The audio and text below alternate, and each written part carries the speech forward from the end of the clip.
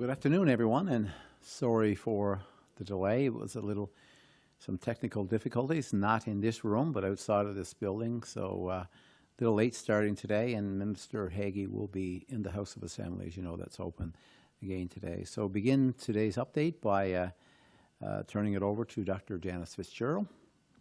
Thank you, Premier. Good afternoon, everyone, and thanks for joining us today. Since the media advisory yesterday, we have no new positive cases, and the total number of cases in our province remains at 261. 257 people have recovered, and in total we have tested 14,717 people. So while I cannot speak to individual cases for privacy reasons, I would like to clarify how recovery of a person hospitalized with COVID-19 is determined. People hospitalized with COVID-19 are considered recovered when they have resolution of their fever and their respiratory symptoms, and once they have 2 consecutive negative tests at least 24 hours apart. Sometimes people who have recovered from the virus may remain in hospital for other health-related reasons, but we will only be reporting on hospitalizations that are specific to COVID-19. So we've quite successfully made it through another week in our province with no new cases of COVID-19. And this is, again, very good news that would not have been possible without our combined efforts and dedication. It was very nice this weekend to see people out and about enjoying the summer-like weather with loved ones and friends on restaurant decks and walking and biking or enjoying a picnic in the park. It was also a good reminder that while COVID-19 may be with us for the foreseeable future, there are many things that we can do and enjoy as long as we take the right safety precautions to keep one another safe. While we continue to move about more freely in Alert Level 3 our provincial life with COVID-19 plan, let people, space, time, and place be our mantra as we safely resume our lives and daily routines. We know the greater number of people we interact with, the greater the risk of spread of COVID-19, and that physical distancing is imperative to reducing our risk of contracting the virus. We also know the longer the amount of time spent together, the greater the risk of infection, and that it is less risky to spend time together outdoors than it is to spend time together indoors. In addition to being mindful of people, space, time, and place, we must also continue to diligently practice good cough and sneeze etiquette and hand hygiene. Stay at home when feeling unwell and maintain a safe physical distance of 6 feet or 2 arms lengths from others when in the workplace or public spaces. When keeping a safe physical distance is not possible, wearing a non-medical mask can serve as an extra layer of protection for those around you, especially those who are more vulnerable to the severe effects of the disease. Please be mindful, though, that not everyone can safely wear a mask for health or other reasons. Therefore, when we see people without masks in public spaces, let's refrain from judgment and instead show compassion and understanding, as it is impossible to know the personal circumstances of those we encounter. I would like to advise today that the Canadian Red Cross has recently launched a phone-based friendly calls service in Atlantic Canada for people feeling isolated or lonely due to COVID-19. This service provides regular pre-scheduled calls to individuals as a routine safety check and to reduce loneliness, and connects callers with local resources when appropriate. If you or a loved one is feeling isolated or alone due to COVID-19, you can contact the Canadian Red Cross by calling 888-729-0144. No, it was 1-833-729-0144. My apologies. It's Monday to Friday from 9 a.m. to 5 p.m. Island time and 8:30 to 4:30 p.m. in Labrador to arrange a call from a trained staff member or volunteer. And this service is available in English or French. That's what I get for being vain. As a recap, for those who may have just joined us, we have no new cases since yesterday's media advisory, and the total number of cases in the province remains at 261. As businesses and services reopen in a modified way and we adjust to our environments and the enhanced safety measures in place, please continue to be patient and respectful of staff and fellow patrons as we navigate this new territory together. The kindness and goodwill we have shown throughout this ordeal is just as important as ever. And I applaud the work of businesses who have taken every precaution necessary to reopen to the public, just as I applaud the support and cooperation of the public for following the measures in place. I'm confident this mutual respect and understanding will continue to serve us all well. So together we have come a long way in this pandemic, and with our continued collegial spirit and determination, I know we will successfully see it through. So hold fast, Newfoundland and Labrador. And thank you. Thank you, Dr. Fitzgerald, and great for a little touch of humor on this Monday as we start this week. And first of all, I also want to say thank you for your patience in the delay of today's update. Day 18, as Dr. Fitzgerald said, no new cases. This is a good start for the week. And, you know, this will continue as long as we follow the health guidelines and always reminding ourselves to stay within the bubbles, wash our hands frequently, physical distancing from others, and wearing a mask when you can't safely do so. So follow these guidelines, and this will keep us in good standing with this virus. And I can say once again that we are doing a really good job in keeping COVID at bay within our province. But all of this is accomplished by everyone working together. And when we do that, we know that we can keep it this way. I would be remiss if I didn't acknowledge that this is supposed to be Public Service Week. A week that would be typically come together in celebration. We would hold a main event in the lobby of Confederation Building to recognize the awesome employees that we have that work within government. And over the years, since my involvement with as an elected official within our province, I got to say, I've always been impressed with the dedication and the drive of our public service employees. And there's been no greater example of their hard work than during this pandemic.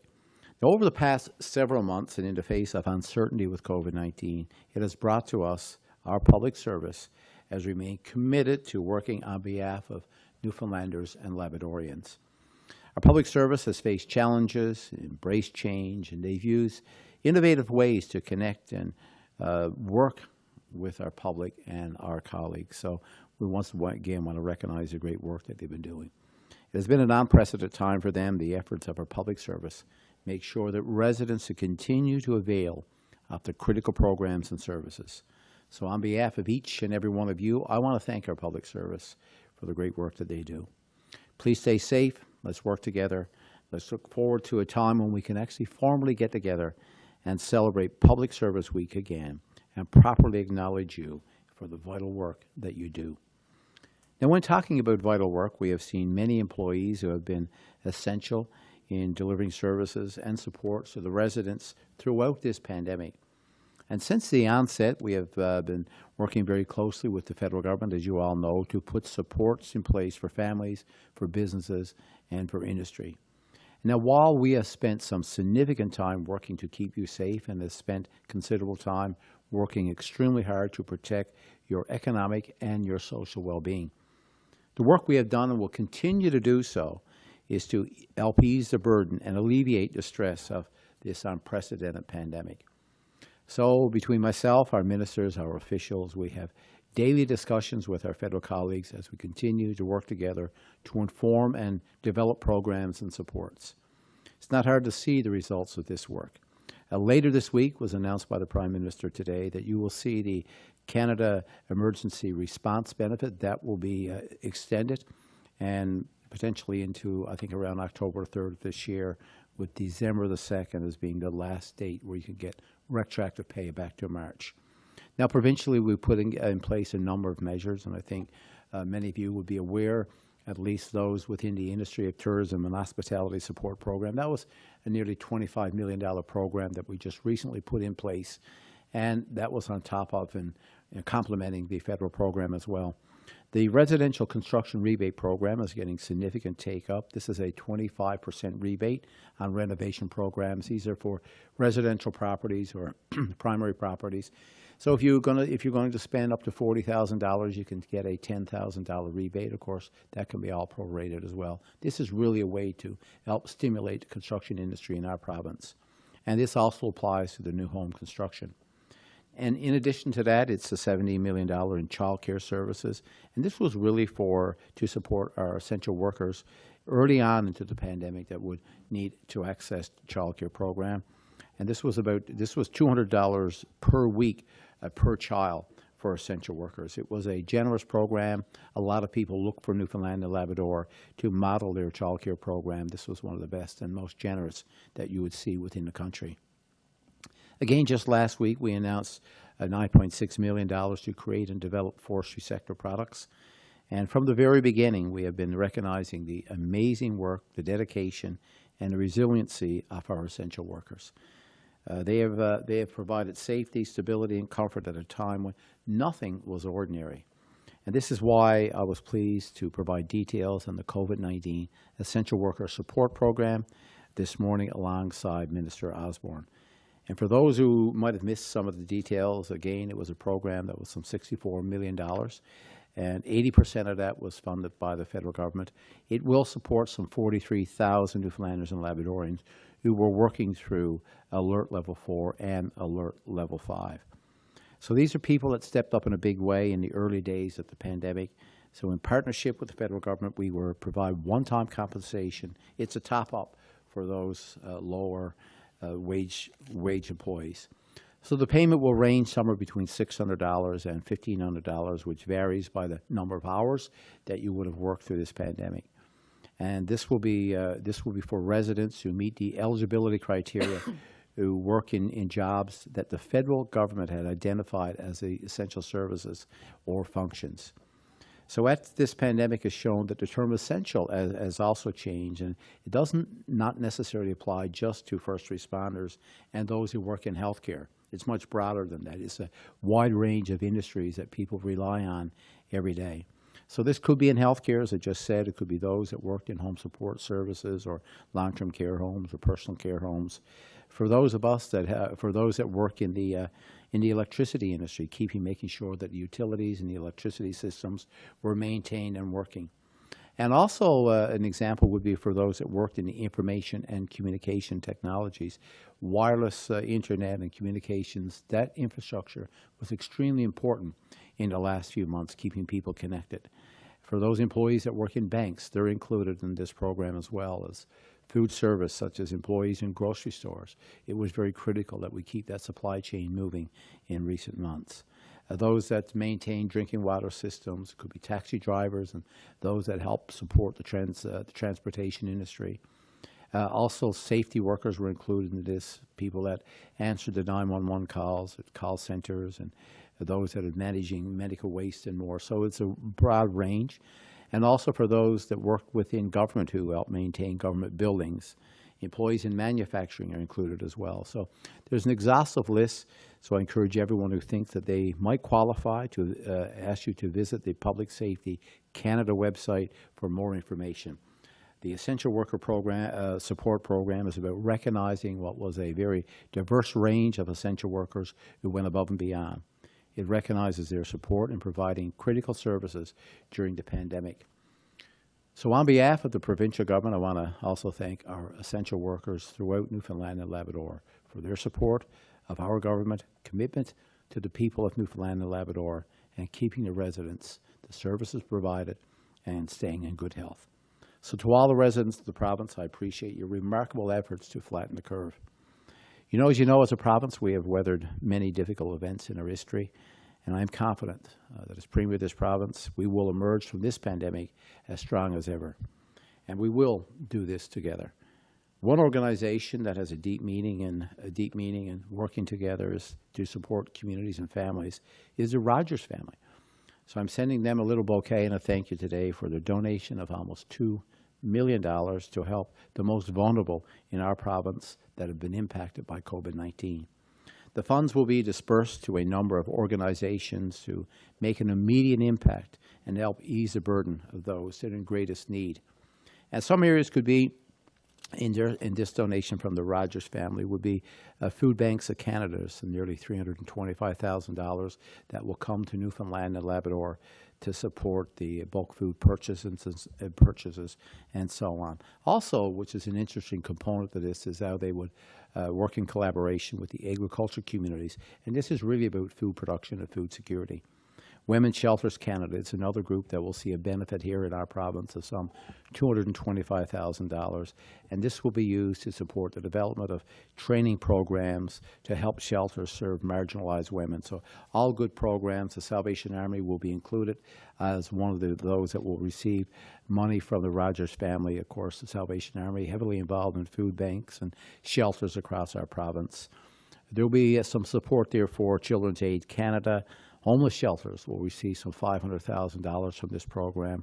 Also, youth organizations in Newfoundland and Labrador will receive $500,000. So we want to thank the Rogers family for stepping up and supporting Newfoundlanders and Labradorians. Before I conclude my remarks today, I want to provide an update on some of the travel exemptions. Since May 4th and June the 14th, so about 5-6 weeks, we have just over 6,300 approved requests. So these are 6,300 people that will travel into Newfoundland and Labrador under the exemption order. And we know many families are looking for reconnecting and easing those restrictions, but I want to make sure that people, before they travel, will go to the COVID website, make sure they follow the travel guidelines that are in place. And this will help guide you through the information that will be required on the exemption order. Our business response team has been very supportive of businesses as they've been reopening up in Newfoundland and Labrador. Almost 1,300 inquiries have been dealt with now in a few weeks. There's just 27 inquiries left to be reassigned. So it's a fantastic group of people working there on your behalf. The hospitality support program that I just mentioned already has had in about a week now, from 472 applications, and they're working away there, getting the money into that industry. So there's lots of great work happening behind the scenes in our province to support and guide you through this pandemic.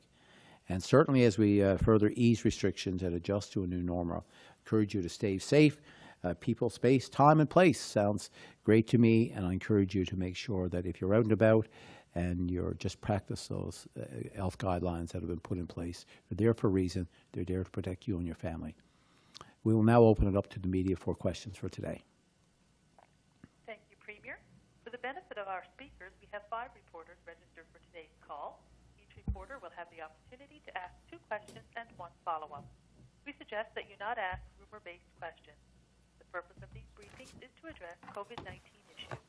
All other government-related topics should be directed to the appropriate department or agency for response. Reporters will ask questions in the order that they registered for today's call. Please do not press star 1 until your name has been called. Our first questions today are from Peter Cowan of CBC News. Please go ahead. Premier, you mentioned the travel restrictions. The Northwest Territories has dropped their restrictions on non-residents entering. They say that it's unconstitutional. Are you reconsidering the ban here? The ban itself is, within the consideration of the ban is when we see that Newfoundlanders and Labradorians could actually travel safely.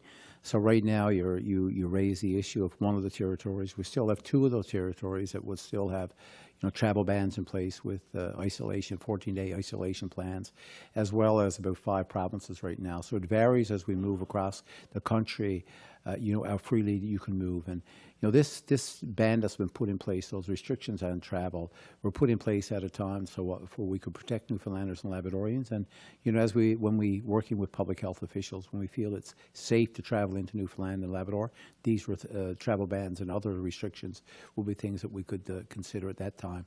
But right now, it's let's learn to move around a province safely. I want to ask about personal care homes. I've talked to family members who have loved ones who need to get into a personal care home. Their situation has deteriorated over the last few months. They've been told that can't happen, even though there's empty beds. It's not allowed. If we're allowing visitors into long-term care homes, why are we still restricting those homes from taking new patients? For the information on that, and this only would come from, some interaction that it would get, from residents, no different than yourself. But I didn't realize that it was a policy that people could move in. I know the assessments and all those services that would be attached to a resident moving in. I think from what I gather, they're still in place. I think there's a level of testing of the potential resident would want to move in if there's vacancies available. So from an assessment point of view, from the testing point of view, those mechanisms are still in place. So this could be something that's attributed to a local homeowner. Wouldn't know the specifics of the question you're asking, but the process of moving people or moving residents into personal care homes, I thought that practice was available. We can check on that for you, Peter. Sounds good. Or I'll ask it again on a day that the health minister's there in his bailiwick. Dr. Fitzgerald, a question for you. When we announced the alert levels, there wasn't much detail about what alert level 1 will look like in the province. If all goes well, we could be weeks away from that. Can you describe what do you see life being like at alert level 1? Alert level 1 really is life living with COVID, finding a way to live with COVID before we get a vaccine, right? So we can't really leave alert level 1 until we get a vaccine, and there's good uptake of that vaccine by the general public so that we have some good herd immunity, so to speak. But it's so I think we will still see many of the public health measures still in place, such as physical distancing, hand washing, all of those things that we've been talking about up to now, trying to keep your your close contacts as low as possible, people outside of your bubble, trying to keep those interactions as infrequent and as short as possible. So that all of those things will still be going on. We will still be recommending that, because we know that especially physical distancing is the one big thing that really has helped with the delaying the spread of this virus. And certainly we expect that this virus will circulate in our communities again, and we have to be prepared. We don't want to have to go backwards. We want to learn how to be able to live with this virus, and so we want to be able to keep moving forward and to have a way that we don't have to lock down again. We want people to be able to learn the right way to be able to deal with this virus. So I hope that's what we'll see at level 1, is that we're all, able to carry on most of our daily activities while still bearing in mind how we need to keep ourselves safe with regard to the COVID-19 until we get a vaccine. Thank you. Our next questions are from Kellyanne Roberts of NTV News. Please go ahead. Thank you. Dr. Fitzgerald, this is for you. If we are to head into alert level 2 next week, as you mentioned last week could be a possibility, when can businesses that are allowed to operate in level 2, when can they expect to see guidelines? So we're in the process of doing that as we speak. Our team has gotten together on a few different occasions, a big meeting this morning, just to make sure that we are on track to have those guidelines. And certainly we want to engage with some of those businesses to see what their plans might be. I mean, a lot of businesses will have, guidance from provincial or national bodies that would offer them advice as to how to do things safely. And certainly that's a great place to start. So it's about us engaging to let people know what the expectations are with regard to physical distancing and things like that. And but when it comes to how to make that work, obviously different industries will have to. They know how their industries work and how they can make that happen. So we'll be looking for some feedback from them as well. Perfect. And Premier Ball, this is for you. In terms of the essential wage top-up, how does government justify the 10% payment to employers to compensate for the extra payroll burdens of applying for the payment when you give it, like places New Brunswick are offering, up to 20%? Yeah, so when you look at from an employer point of view, if they were to do the administration, there's a number of taxes and wage costs that would actually attribute the writing of that paycheck, to the employer. These could be, the employee's portion of the EI premiums, Canada pension premiums, workers' compensation premiums, and so on. So working with the number of employers and working with the Department of Finance, it was decided that, in Newfoundland and Labrador, that about 10% of that would be attributed to the employer component. That would be the extra costs. And this was meant to be cost recovery to the employer, not to put any hardship or any extra cost to them. It was just to support them to get this money facilitated to their employees. So this was not something for the employers to make money on. It was a way to facilitate getting the money into the hands of their employees who have stepped up during this pandemic. And I'm kind of going off the back of Peter's question in terms of travel restrictions. When we look at what is in place here in Newfoundland and Labrador, and as we move through the alert levels, with the prospect of alert level 1 being a possibility this summer, are we not looking at the travel restrictions and if they could be linked to being lifted with one of these levels? So there's a significant amount of monitoring that goes on, that occurs behind the scenes, and watching what's happening in other provinces, watching and monitoring the capacity that we would have within our healthcare setting, the availability of testing, the availability of PPE, making sure that you have proper contact tracing available. So there's a number of indicators that you must always be mindful of. Is, when you look around, the world right now and you see what's been happening as economies open up. I mean, we all want to get as back to close to normal as possible, recognizing it will be a new normal. But, when you see the news coming out of the U.S. around Florida, California, we see Arizona, Texas, and so on, a number of other jurisdictions that have moved up with, probably not making sure that, the proper provisions were put in place.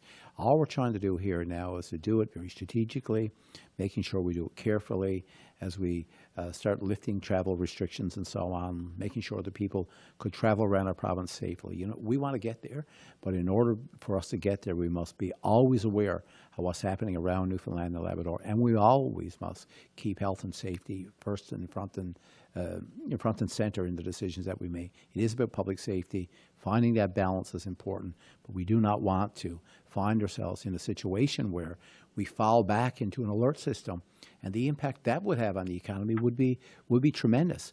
So there's always about finding that balance. I know people are getting excited and people want to move around more freely, but I also hear from many, many people that are concerned about not doing this too fast and therefore triggering a setback, which would cost this economy much more than what the restrictions are doing right now as we move out of this slowly and strategically. Thank you. Our next questions are from Peter Jackson of The Telegram. Please go ahead. Hi, I'd like to ask about travel exemptions as well.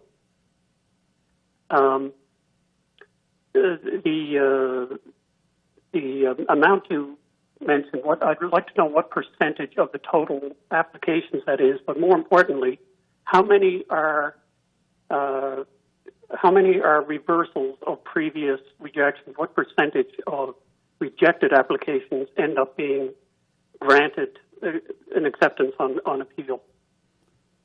Yeah, so we started with the bigger number, of course, all the applications that would come in. Then you work down through a process. There is an appeal process that will be here. So somewhere now, the last time that I looked at numbers, which would have been late last week, around those that would have been denied, around 12 to 13%, I think the number was. It was down as low as 8%. I don't know where it is this morning. There's a tremendous volume of work that's going on by a group of people at Public Health. The public health officials that monitor this. So I don't know if Dr. Fitzgerald would know what the denial rate would be today, but it's relatively low.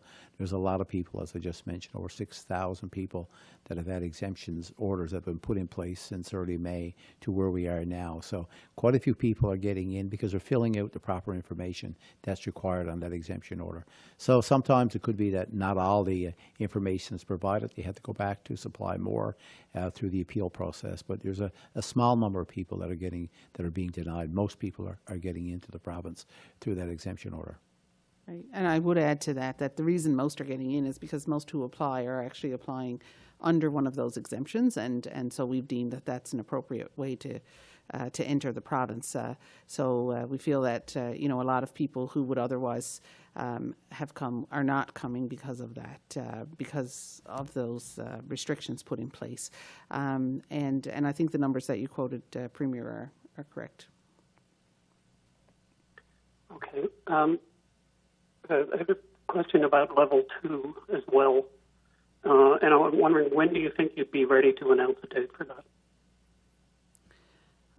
So I think we'll be, it'll be next week.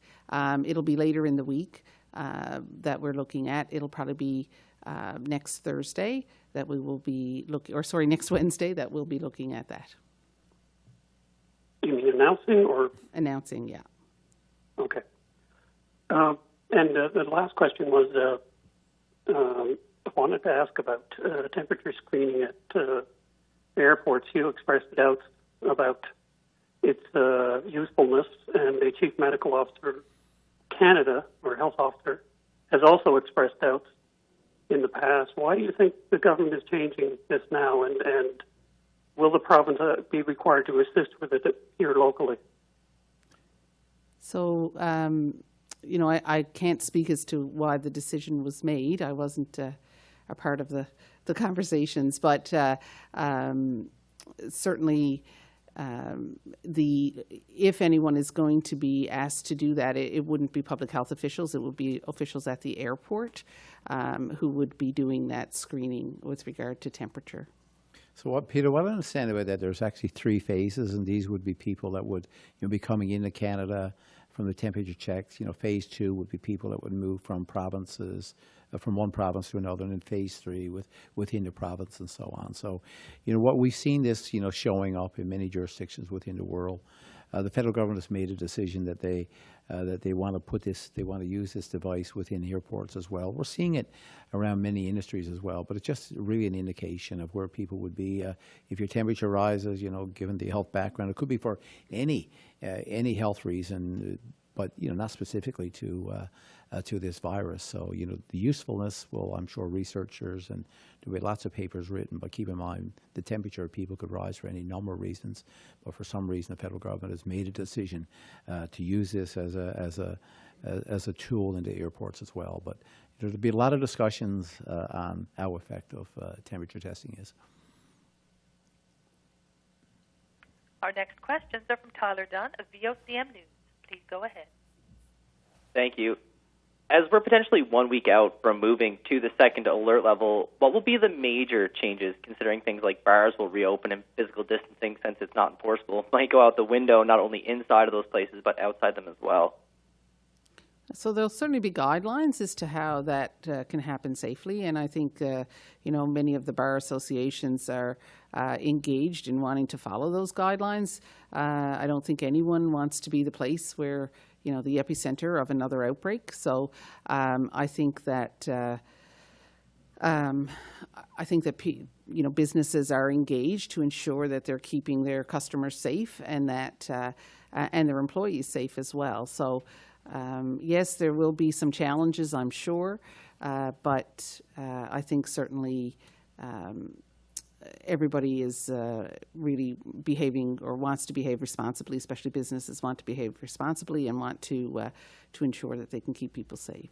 Yeah, facilities, Tyler, you're right. I mean, most facilities are now open and services are being provided. I mean, of course, what's left now? I think we have gyms maybe, and places of worship is something I know we get a lot of questions about. So there's most places that are open right now, but under alert level 2. These are the things that will be considered. Then, of course, the size of gatherings. But public health officials will do the monitoring on this, and they will use the science, the evidence, and see what's been happening, and just look around, do the jurisdictional scans. Right now, it's these are the things that would need to be considered. So there will be feedback, as we just mentioned. I think the public health officials have been doing a really, really good job in getting those businesses ready to reopen. Places of worship is another example that I've just mentioned. So there's quite a bit of work that goes on behind the scenes in preparation for that decision. Okay, and people are concerned about large gatherings of people in places like Bannerman Park, which was observed over the weekend, while things like funerals and weddings are still limited to 20 people. Is this a concern of yours, and how can it be addressed?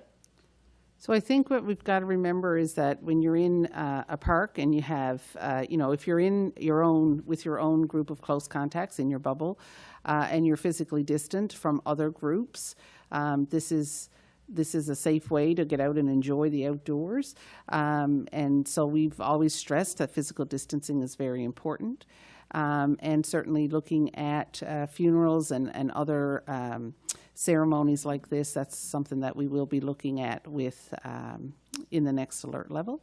So, but I don't think you can compare the two because they're different situations. One is indoors, where we know it's not as safe and there's a higher risk of transmission. The others are outdoors in the open air, and if people are staying within their bubbles and physically distanced from other groups, then that's what we're recommending that people do. So if you look at the news that would come from other jurisdictions, we saw last week of a gathering of 30 people turned out to be 15 of those testing positive with COVID. So these are just examples, and I think all of us have the responsibility to use common sense. As Dr. Fitzgerald said, if you're outside and you can actually practice, safe distancing, well, be responsible, because we know, all we need to know is learn a lesson from what can happen. We're in a great spot right now as a province, and we've been able to do that because the population has been, fairly compliant to the measures that have been put in place. But, first and foremost, never take it for granted. We saw what can happen in another jurisdiction, and this is living with COVID in our province. So let's continue to follow those safe health guidelines that have been put in place, and that is where we will keep our province safe. Thank you. And Dr. Fitzgerald, you talked a little bit about the virus circulating throughout our communities again. I'm just wondering, what would it take for this province to revert back to a previous alert level should we see a second wave?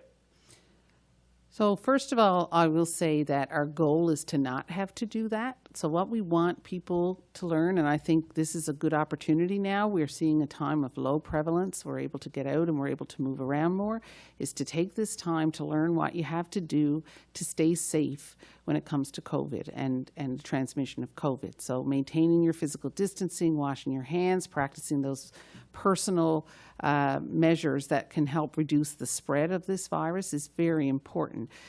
Paying attention to keeping your contacts outside of your bubble as low as possible. Those things are very important.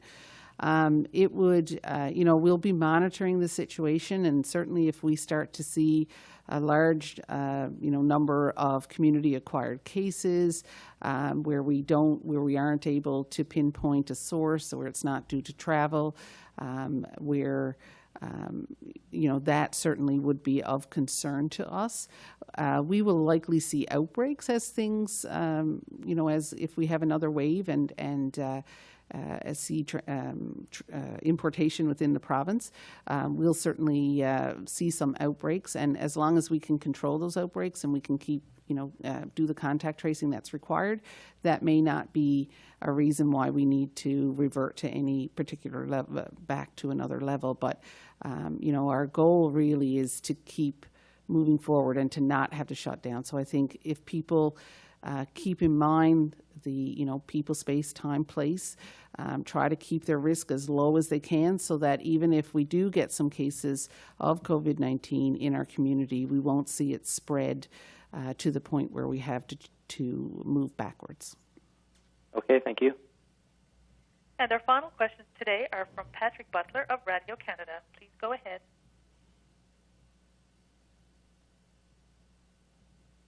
Border. Premier, you were in talks between the government and mayors in Lab City, Walbush, and Fairmont, as well as leaders in Quebec regarding reopening the border between Fairmont and Lab City, Walbush. Is that going to be the case soon? And if so, how will those measures at the border change? Yeah, so when you look at those communities up there, there's been a close relationship with the community of Fairmont into the Quebec side and into Labrador West. Of course, if you're in Fairmont and you go through the airport, you have to go into Labrador West through Walbush. So that relationship, those close commercial ties and family ties, have been in place for quite some time. So what they're looking at there with the leaders in that community, what I've asked them to do is put together a proposal, some correspondence that could go into public health officials so that they can devise a way or suggest a way that they can actually do this safely. Of course, we must need to keep people on the checkpoints to supply information and so on, making sure that there's no one there, because you could actually get into or come into across that border from outside of Fairmont as well. So the discussions has really been about the relationship between the community of Fairmont and Lab West. Now then, by extension, of course, we move into Lab South, and we see almost the opposite. The airport's in Blanc-Sablon, which is on the Quebec side. The ferry from St. Barbe actually lands in the Quebec side.